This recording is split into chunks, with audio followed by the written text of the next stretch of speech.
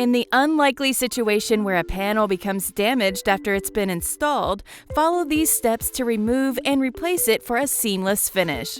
The tools and materials you will need are a handheld circular saw, a tape measure, a power drill, tin snips, a putty knife, silicone, clear or white, and a Trusscore wall and ceiling board panel that matches the length of the damaged panel.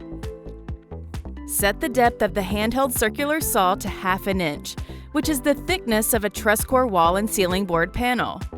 Using the saw, cut through the center of the damaged panel, parallel to the panel joints. Pro tip: stop cutting as you approach the ceiling, floor, or wall, and carefully remove the panel from the trims using a putty knife prior to cutting the remaining panel at each end. The side of the panel with the tongue should easily slide out of the adjacent panel.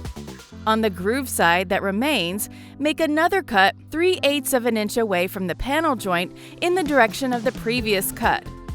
Now, tilt the adjacent panel out of the way and remove the screws from the damaged panel. Cut the screw flange off the replacement panel as close to the panel body as possible. It's recommended to use tin snips for this step. Lift the tongue of the existing adjacent panel and apply a 1/2 inch thick bead of silicone along the stud behind it. Then apply a smaller 1/4 inch thick bead of silicone directly on top of the tongue of the existing adjacent panel.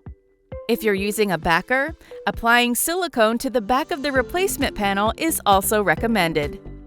Insert the tongue end of the replacement panel in first, using a putty knife to pry open any adjacent trims if needed.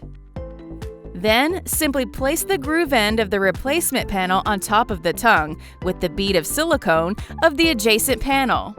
Apply moderate, uniform pressure along the seam of the replacement panel and the adjacent panel where the silicone was used to ensure best adhesion.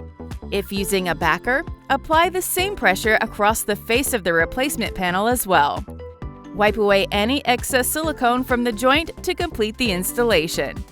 For more helpful installation tips, videos, and guides, visit trusscore.com/install.